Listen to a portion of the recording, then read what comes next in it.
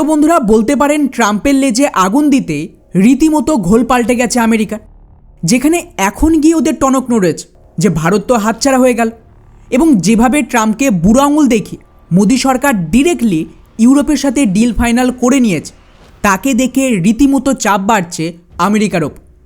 যারাও তাই directly Pentagon থেকে যে করেই হোক ভারতের এত বড় একটা ডিলকে কেচিয়ে দিতে এক নতুন পাল্টা অফার করেছে, যাতে ভারত ওদের পাতা ফাঁদে পা দিক আর সব কিছু হারিয়ে ফেলে। কীভাবে? গতকালই খবর এসেছে যে ভারত ফাইনালি 20 বছর পর ইউরোপিয়ান ইউনিয়নের সাথে ফ্রি ট্রেড এগ্রিমেন্টকে ফাইনাল করে ফেলেছে এবং আগামী 27 তারিখে ভারতের মাটিতেই ঐতিহাসিক চুক্তি হবে, যাকে মাদার অফ অল ডিল বলা হচ্ছে। কেননা এই ধরনের ফ্রি ট্রেড এগ্রিমেন্ট এর আগে ইউরোপিয়ান ইউনিয়ন বিশ্বের কোনো দেশের সাথে করেন। ওরা কানাডা, মেক্সিকো সহ একাধিক বড় দেশের সাথে ট্রেড এগ্রিমেন্ট করেছে, কিন্তু যেটা ভারত করল এবং যে ধরনের সুযোগ সুবিধা ভারত হাসিল করতে পেরেছে তা আজ পর্যন্ত কোনো দেশ পারেনি। ফলে বুঝতেই পারছেন এটা কিন্তু ভারতের ইকোনমির জন্য বিরাট বড় একটা সফলতা। ইন্টারেস্টিং ব্যাপার হলো এই পুরো ট্রেড ডিলে সবচেয়ে গুরুত্বপূর্ণ একটা দেশের সাহায্য ছিল, তা হলো ফ্রান্স। কারণ ফ্রান্সের এখন ইউরোপিয়ান ইউনিয়নের মধ্যে সবচেয়ে বেশি ক্ষমতা রয়েছে ব্রিটেন চলে যাওয়ার পর। আর ভারত ডিফেন্সের চুক্তি, স্পেশালি রাফেল আর সাবমেরিন ডিলের মাধ্যমে ফ্রান্সের সাথে এমনভাবে সম্পর্ক মজবুত করেছে যে ফ্রান্স কিছুতেই ভারতের বিরুদ্ধে যেতে পারবে না।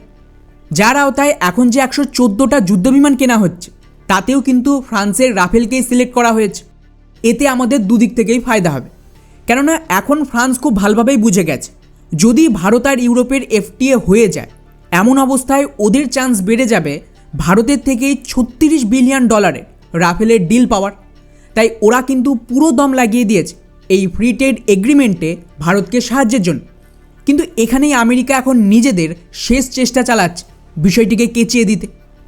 যে মুহূর্তেই খবর এলো যে ভারত ইউরোপে এফটিএ ফাইনাল ডেট ঘোষণা হচ্ছে, তার ঠিক আগেই খবর এসেছে আমেরিকার পেন্টাগনের সদস্যরা লাগাতার ভারতে নিজেদের ডিপ্লোমেসি শুরু করে দিয়েছিল।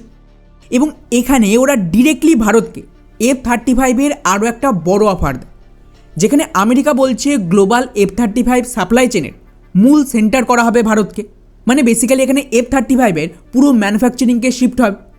এছাড়াও ভারতকে পুরো অ্যাক্সেসও দেওয়া হবে যাতে ভারত মডিফিকেশন করতে পারে নিজেদের হাতিয়ার ব্যবহারের সাথে। এছাড়াও ভারতীয় বায়ুসেনা আর নৌবাহিনীর মধ্যে সিমলেস কানেকশনের ব্যবস্থা থাকবে। মানে বেসিক্যালি পুরো ইকোসিস্টেম তৈরি হবে যেখানে ভারতের জন্য স্পেশালি ওরা কিছু অ্যাক্সেস দেবে। এতে করে অলরেডি নৌবাহিনীর যে সমস্ত P-8I বিমান থেকে শুরু করে MH-60 রোমিও হেলিকপ্টার রয়েছে বা MQ-9 মতন ড্রোন রয়েছে, সব কিছু রিয়েল টাইমে জুড়ে থাকবে। এতে ভারত যে থিয়েটার কমান্ড তৈরি করতে চাইছে, মানে আর্মি, নৌবাহিনী, বায়ুসেনাকে মিলে একটাই কমান্ড তৈরি হবে যাতে ওরা একসাথে কাজ করতে পারে, সেখানে আমেরিকা সাপোর্ট দেবে। এবং এই সমস্ত কিছু আসবে রাফেলের চেয়ে কম খরচ। এখন স্বাভাবিকভাবে এই অফারটা শুনে খুবই ভালো লাগবে, কিন্তু এটাই আমেরিকার চাল। আপনাদের মনে করিয়ে দিতে চাই সেম কাজ ওরা অস্ট্রেলিয়ায় করেছিল যখন ফ্রান্স আর অস্ট্রেলিয়ার সাবমেরিনের চুক্তি হচ্ছিল। কিন্তু আমেরিকা কি করে, এর মাঝে অস্ট্রেলিয়াকে নিউক্লিয়ার সাবমেরিন দেওয়ার নামে এমনভাবে অফার দেয় যাতে অস্ট্রেলিয়া ফ্রান্সকে ছেড়ে অকাশ ডিলকে সাইন করে নেয়। এবং এই ডিল সাইন হওয়ার পর বোঝা যায় অ্যাকচুয়ালি ওরা অস্ট্রেলিয়াকে বোকা বানিয়েছে আর ফ্রান্সের সাথে সম্পর্ক খারাপ করে দিয়েছে। সেম ট্র্যাপে আমেরিকা ভারতকে ফেলতে চাইছে। ওরা চাইছে ভারত এত ভালো ডিল দেখে যদি আমেরিকার দিকে ঝুঁকত, এতে করে ফ্রান্স আর ভারতের মধ্যে একটা বিভেদ তৈরি করত, যেরকম অস্ট্রেলিয়ায় করেছিল। এর ফলে কী হবে, এই ফ্রি ট্রেড এগ্রিমেন্টে তার একটা বড় প্রভাব পড়ত। এই মুহূর্তে আমাদের কমার্স মিনিস্টার অফিশিয়ালি দাবি করেছে ভারত এমনভাবে ইউরোপিয়ান ইউনিয়নের সাথে ডিপ্লোমেসি করেছে যে ইউরোপের একটা সিঙ্গেল দেশও ভারতের সাথে এত বড় একটা চুক্তির বিরোধিতা করেন, বরং প্রত্যেকেই সাপোর্ট দিয়েছে। এখন জাস্ট ভাবুন, এমন অবস্থায় যদি ফ্রান্সের মতন একটা এত বড় দেশ ভারতের বিরুদ্ধে চলে যেত, তাহলে কি হতো? স্বাভাবিকভাবেই পুরো ট্রেড ডিল আবারও পিছিয়ে যেত। এতে আমেরিকা ফায়দা পেত, কারণ তখন ভারত আমেরিকার ট্রেড ডিলে আমেরিকার হাতে অনেকটাই সুবিধা থাকতো।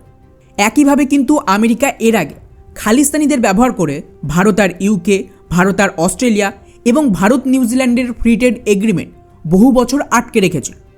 আর যখনই এই দেশগুলোর সাথে কোনো রকম ডিল এগোতে শুরু করতো, খালিস্তানিদের তাণ্ডব শুরু হয়ে যেত, যাতে ভারতের সাথে দেশগুলোর সম্পর্ক খারাপ হয়। এখন খেয়াল করেন, অস্ট্রেলিয়া, ইউকে আর নিউজিল্যান্ডে খালিস্তানিদের খবর পান না। আগের মতন আর তাণ্ডব হয় না, কারণ এখন আর ওদের সেমভাবে ফান্ড করে লাভ নেই, ডিল তো হয়ে গেছে। তাই আমেরিকা ওদিকে ফান্ডিং কমিয়ে দিয়েছে। সেমভাবে এখন যে ভারত আর কানাডার ডিল হওয়ার মুখে, তখন খেয়াল করবেন পুনরায় কানাডাতে খালিস্তানি ইস্যু তৈরি করা হচ্ছে এবং সেই পুরনো নিজ্জারের হত্যাকে পুশ করছে যাতে এই ডিলকে আটকানো যায়। তো ভারত আমেরিকার ফাঁদে পড়বে না।